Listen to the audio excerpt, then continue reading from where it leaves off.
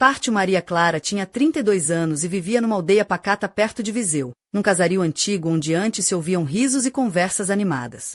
3 anos antes, o marido dela, João, professor da escola local, sofreu um acidente que o deixou acamado e dependente. Desde então, Maria Clara sentia que a sua vida se resumia a cuidar dele, um fardo pesado que apagava a luz da sua juventude. Os seus dias eram uma rotina cansativa: trocar fraldas, preparar refeições, limpar a casa e, quando podia, refugiar-se no seu pomar. Entre macieiras carregadas de frutos e arbustos de groselha, encontrava um pouco de ar para respirar, longe dos muros silenciosos da casa. Numa tarde abafada de julho, enquanto estendia roupas no estendal, sentia um olhar sobre si. Vestia um vestido leve de algodão azul celeste que se colava ao corpo pelo suor. Instintivamente agarrou a bainha, tentando esconder-se do sol e da vergonha. Do outro lado do muro, a pastora local, Inês, estava a tentar conduzir as ovelhas do caminho de terra que passava em frente à casa. Tinha uns 25 anos, cabelos dourados pelo sol, corpo esguio mas firme, olhos da cor do céu num dia claro. Sorriu-lhe sem ironia, sem pena, um sorriso quente, humano. Maria Clara, surpreendida, sorriu-lhe de volta. Algo dentro dela despertou, uma faísca esquecida que aquecia o peito. Naquela noite, deitada ao lado do marido imóvel, não conseguia dormir. A imagem do sorriso de Inês não saía da sua cabeça. O que estás a pensar, Maria Clara? Repreendeu-se em silêncio. Mas já era tarde demais. Algo que estava adormecido há 3 anos começava a acordar. No dia seguinte, voltou ao pomar. Como se guiada por uma força invisível, vestia um vestido antigo de flores pequenas, azul claro, que não usava há séculos. Apertava-lhe um pouco a cintura, realçando-lhe as formas, e o comprimento deixava mostra até os joelhos, balançando-se com um ar tímido e sedutor. Fingiu que estava a cuidar das couves, mas olhava discretamente para a estrada. E lá estava Inês. Bom dia, Maria Clara, disse ela com aquela voz de barítono suave, carregada do sotaque da região. Bom dia, Inês, respondeu, esforçando-se para que a voz não tremesse. Inês apoiou-se no velho muro de pedra, perguntou delicadamente pelo marido. Vai andando, murmurou Maria Clara, sentindo a voz falhar. Pareces cansada, disse ela, sem curiosidade vazia, só com genuína preocupação. O olhar de Inês pousou na corrente prateada ao pescoço de Maria Clara, depois voltou aos seus olhos. Um nó subiu-lhe a garganta, e uma lágrima ameaçou escapar. Estou só um pouco cansada, confessou. Deus te dê força, murmurou Inês, e fez algo inesperado. Estendeu a mão para tocar-lhe o ombro. A mão era quente, firme, e mesmo através do fino tecido do vestido sentiu a força daquele toque. Não era pena, era humanidade. Maria Clara ficou sem respirar. Há quanto tempo não a tocava alguém assim, sem obrigação nem distância médica? A pele áspera da mão de Inês queimou-lhe o ombro. Obrigada, sussurrou. Ela apertou-lhe o ombro uma última vez e seguiu seu caminho. Maria Clara ficou ali, sentindo o calor fantasma daquele toque e o coração a bater descompassado. Ao deitar-se para mudar os lençóis de João, sentiu uma pontada de culpa. Mas por baixo dela vivia uma saudade desesperada de um simples toque quente. As conversas junto ao muro tornaram-se rotina. Falavam de coisas pequenas, do tempo, das ovelhas, das notícias da aldeia. Mas o que importava era que Inês ouvia-a como se fosse a pessoa mais importante do mundo. Via-a, com toda a sua solidão e tristeza, envoltas como num pesado manto invisível. Um dia, Inês apanhou-a no alpendre, olhando para o pôr do sol. Hoje está sozinha, disse baixinho. Não perguntou, afirmou. Sim, não mentiu, eu também, confessou Inês. Olharam-se e entre elas estendeu-se uma linha invisível de compreensão. Às vezes voa um velho celeiro abandonado junto ao rio, disse Inês, apontando vagamente para a margem da aldeia. É calmo lá, conheço, sussurrou Maria Clara. Também vou às vezes chorar lá. Uma sombra passou pelo rosto de Inês. Ficou hesitante, mas decidiu. Estarei lá amanhã depois do almoço. Talvez venhas também. Não foi um convite, foi uma esperança. O coração de Maria Clara bateu como um pássaro preso numa gaiola. Talvez vá, ouviu a sua própria voz dizer. Naquela noite não fechou os olhos. Medo, ansiedade, desejo e culpa misturavam-se num coquetel explosivo. O que a esperava? O que fazia? Mas uma força desconhecida já puxava para aquele velho celeiro, e resistir-lhe era inútil. No dia seguinte, sob o sol quente de verão, seguiu o caminho conhecido até ao rio. Trocou de roupa 3 vezes antes de decidir por um vestido simples de linho azul celeste, antigo mas bem cortado, justo na cintura. Soltou o cabelo, deixando-o cair em ondas sobre os ombros. Sentia-se como uma rapariga prestes a ter o seu primeiro encontro. Inês estava lá, sentada num monte de feno, iluminada pela luz suave que passava pelas tábuas partidas do celeiro. Quando a viu, sorriu devagar, calorosamente, e levantou-se. Chegaste, cheguei, respondeu Maria Clara. Sentaram-se no feno, a uma distância respeitosa. O ar cheirava a erva seca, madeira e pó. Aqui é mesmo calmo, quebrou o silêncio Maria Clara. Sim, ninguém nos incomoda. Finalmente falaram a sério. Do passado, dos sonhos desfeitos, das desilusões. Inês contou como queria viajar, conhecer o mundo para além da aldeia. Maria Clara falou da sua paixão antiga pela pintura, que há muito deixará de lado. Inês ouviu, fixando-a nos olhos. Uma mulher linda como tu devia ser feliz, murmurou. Maria Clara sentiu a face queimar, sentiu o sangue a subir pelo pescoço. Já não sei o que é felicidade, confessou. Não, disse Inês, aproximando-se. Tu mereces ser feliz. Estendeu a mão e cobriu a dela. O toque foi como uma descarga elétrica. Silenciaram-se, e no silêncio Maria Clara só ouvia o bater do próprio coração. A pele áspera dos dedos de Inês contra sua macia, branca, era um contraste intoxicante. Será errado? Perguntou Inês, hesitante. Não sei, respondeu Maria Clara, sem retirar a mão. A sua mão ficou na dele. Não podia, não queria afastá-la. O calor daquela palma passava pela pele, espalhando-se pelo corpo, acordando cada célula adormecida. Desde aquele dia, o velho celeiro junto ao rio deixou de ser apenas uma ruína.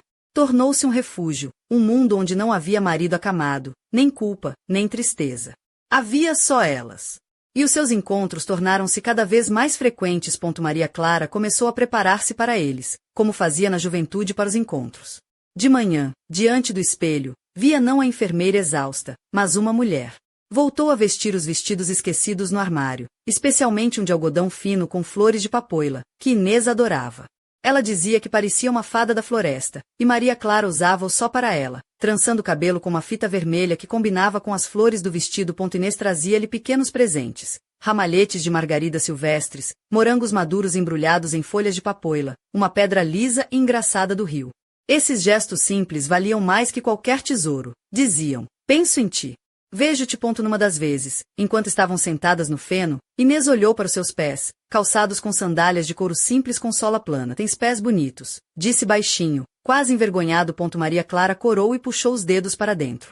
Ele perguntou se podia, e sem esperar resposta, desfez as fivelas, tirou as sandálias e segurou os seus pés nas mãos grandes e quentes. Não disse nada, apenas acariciava com o polegar o arco do pé. Um arrepio percorreu-lhe o corpo. Era tão íntimo, tão inesperado. Compreendeu que ninguém a tocava assim há 3 anos, sem objetivo, só por desejo. Num instante, mais uma parede entre elas caiu. Em casa, esperava outra realidade. Maria Clara.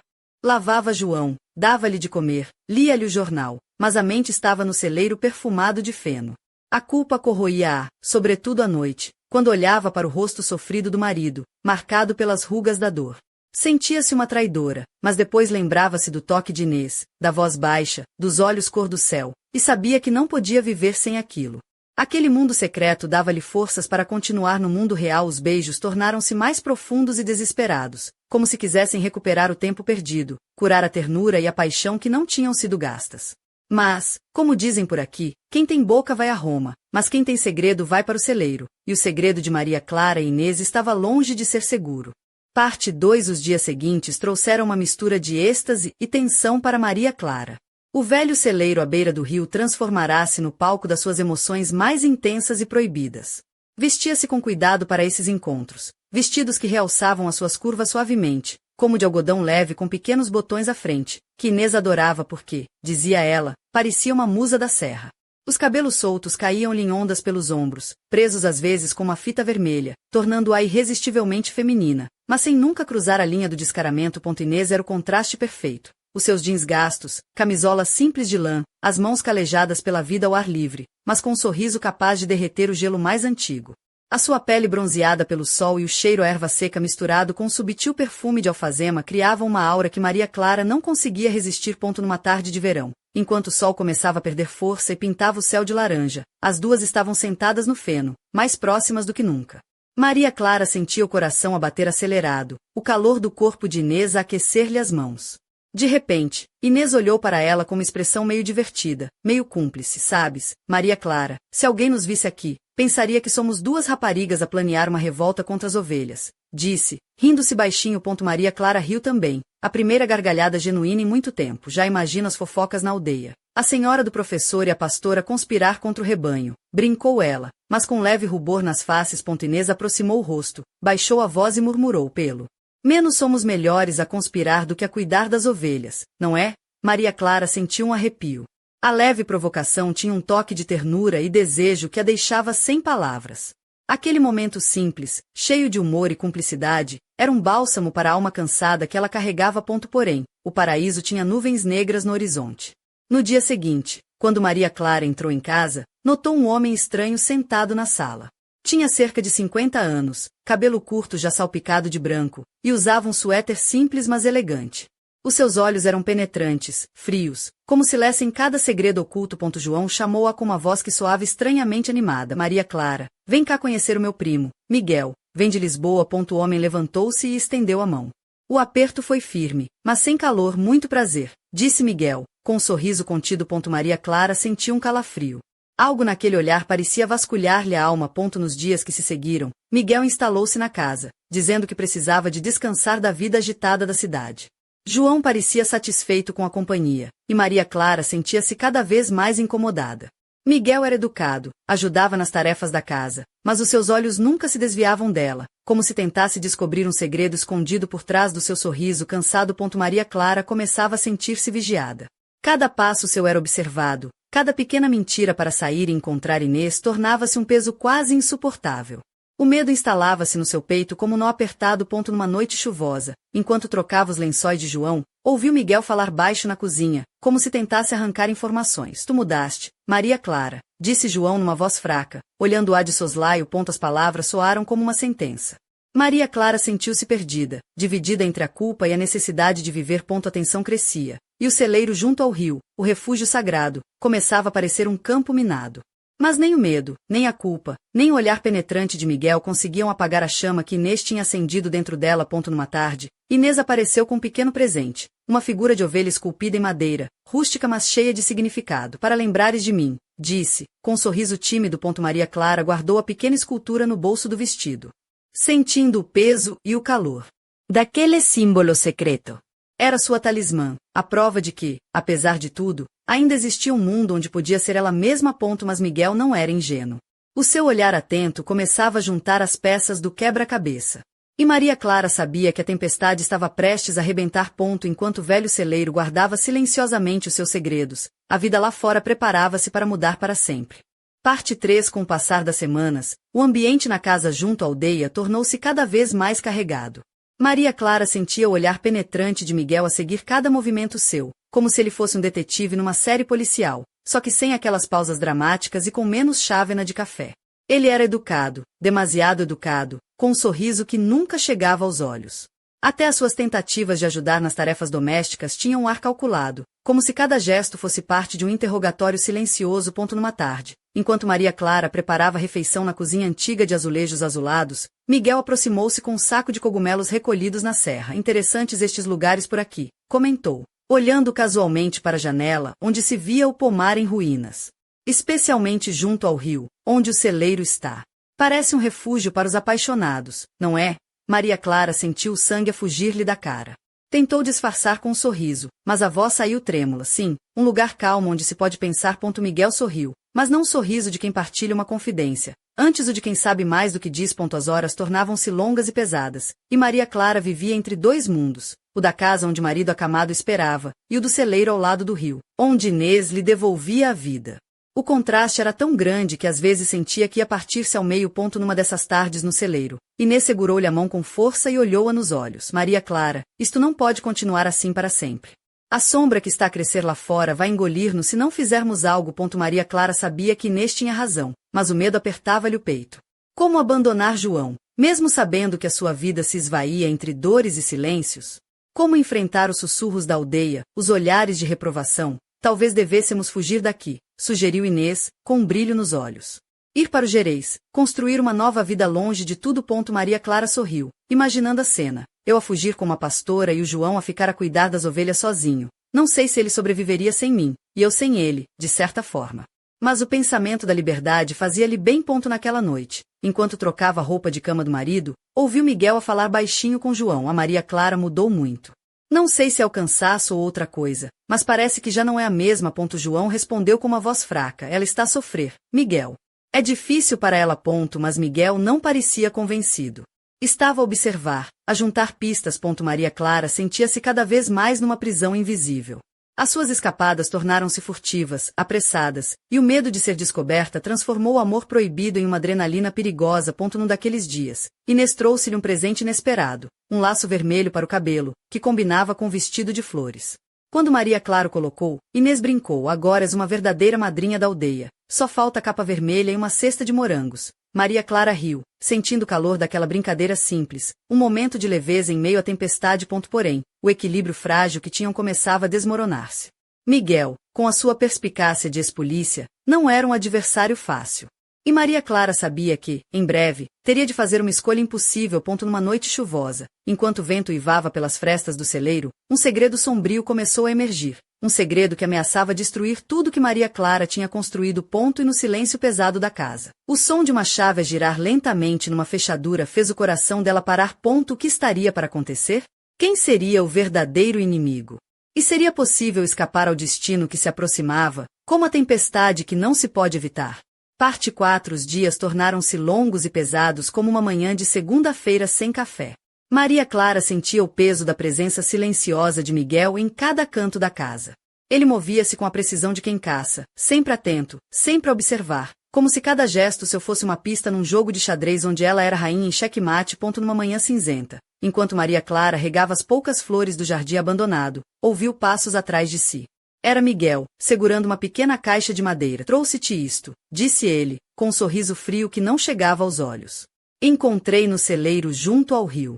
Talvez te traga boas recordações. Maria Clara sentiu o coração apertar-se. Abriu a caixa e encontrou a pequena ovelha esculpida em madeira que Inês lhe tinha oferecido. O símbolo sagrado da sua paixão agora nas mãos daquele homem que parecia querer destruir tudo. Como é que a encontraste? Perguntou, tentando manter a voz firme. Estava escondida debaixo de umas tábuas soltas. Um lugar perfeito para guardar segredos, não achas? Respondeu Miguel, olhando-a de cima a baixo. A partir desse momento, Maria Clara percebeu que a sua vida se transformava numa teia de mentiras e ameaças veladas. Miguel sabia mais do que dizia, e o seu olhar calculista deixava claro que não hesitaria em usar tudo para controlar a situação. À noite, enquanto João dormia no seu quarto silencioso, Maria Clara encontrou-se com Inês no celeiro. A luz fraca das velas criava sombras dançantes nas paredes de madeira, e o cheiro a feno misturava-se com o perfume leve que Maria Clara usava só para esses momentos. Temos de ser fortes, sussurrou Inês, segurando-lhe as mãos. Não podemos deixar que ele nos destrua. Maria Clara sentiu as lágrimas a correrem-lhe pela face, mas não queria mostrar fraqueza. Eu sei, respondeu, com a voz embargada.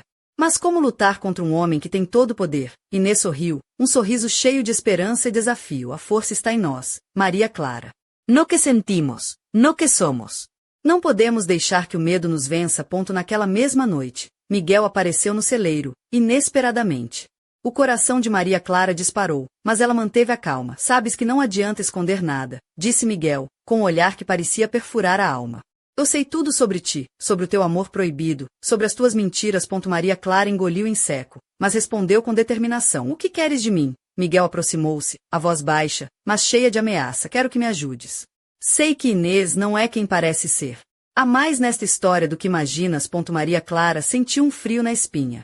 Como podia desconfiar daquela mulher que lhe dava a vida? O que Miguel escondia? De que falas? Perguntou, desconfiada. Amanhã, vou mostrar-te tudo. Mas tens de estar pronta para a verdade. Quando Miguel desapareceu na noite, Maria Clara sentiu-se perdida num labirinto de segredos e mentiras. O que estaria para vir? Que revelações mudariam para sempre o rumo da sua vida? No silêncio do celeiro, enquanto as estrelas brilhavam lá fora, Maria Clara sabia que o jogo tinha mudado. E que a próxima jogada poderia ser fatal. Mas quem seria o verdadeiro inimigo? O homem que se escondia na casa, ou a mulher que lhe roubava o coração? O mistério estava lançado, e a tensão crescia como o rugido distante de uma tempestade prestes a arrebentar. Parte 5. A manhã seguinte chegou com um nevoeiro denso que cobria a aldeia como um manto de mistério. Maria Clara acordou com o coração apertado, o peso das palavras de Miguel a rodopiar na sua mente. Decidiu que tinha de enfrentar a verdade, Por mais dolorosa que fosse, envolveu-se num vestido de linho cinzento, simples mas elegante, que realçava sua figura sem esforço. Os cabelos negros, soltos em ondas suaves, caíam-lhe pelos ombros, e uma corrente prateada com um pequeno pendente brilhava ao pescoço, um presente antigo que guardava com carinho. Nos pés calçava sandálias de couro macio, gastas pelo uso, mas confortáveis, como se estivesse preparada para caminhar por qualquer caminho, fosse ele de luz ou de sombras. No celeiro junto ao rio, Miguel esperava, já com o dossiê nas mãos. O ar estava carregado, o cheiro do feno misturava-se com a umidade do orvalho. Inês chegou pouco depois, o rosto pálido mas firme, vestindo uma blusa branca de linho e calças escuras, o cabelo preso num rabo de cavalo casual. Miguel abriu o dossiê e começou a falar, revelando fotografias, documentos e testemunhos antigos. Contou como, anos antes, Inês tivera um irmão que se envolveu num acidente grave, cuja responsabilidade recaíra sobre João. Como a família dela fora arruinada por essa decisão, e como o ressentimento alimentara uma vingança silenciosa. Maria Clara sentiu o chão a fugir-lhe dos pés. A mulher que amava, que a fazia sentir viva, era também uma sombra do passado, um fantasma de dor e rancor. Por isso tens medo, Inês? Perguntou Miguel, olhando-a fixamente. Inês engoliu em seco, mas não negou. O silêncio que se seguiu foi pesado, como se o próprio tempo hesitasse. Maria Clara levantou-se, o olhar firme, as mãos a tremer ligeiramente. Então tudo isto foi um jogo? Um teatro para me conquistar e depois destruir a minha vida? Inês aproximou-se, a voz suave mas cheia de emoção. Não. Nunca foi um jogo para mim. E eu amava-te, Maria Clara. Mas o passado é uma prisão da qual não sei como escapar. Miguel fechou o dossiê com um estalo seco. Agora sabes tudo. Tens de escolher. Ficar com o homem que amas, mesmo sabendo o que ele fez, ou fugir com Inês e enfrentar as consequências. Maria Clara sentiu o peso da decisão esmagar-lhe a alma. O amor, a culpa, a traição e a esperança entrelaçavam-se num nó impossível de desfazer. O silêncio foi quebrado pelo som distante de um trovão, e as primeiras gotas de chuva começaram a cair, como lágrimas do céu. Maria Clara olhou para Inês, depois para Miguel, e finalmente para o rio que corria tranquilo ao lado do celeiro. Não sei o que o futuro reserva, disse ela, a voz hesitante mas determinada. Mas sei que não posso continuar a viver na mentira. Enquanto a tempestade se aproximava, Al dia parecia prender a respirar. Maria Clara sabia que a sua vida mudaria para sempre naquela noite. E, no fundo, um segredo ainda mais obscuro esperava, escondido nas sombras, pronto para emergir e transformar tudo num jogo de luz e trevas. O mistério continuava, e a verdadeira batalha estava apenas a começar.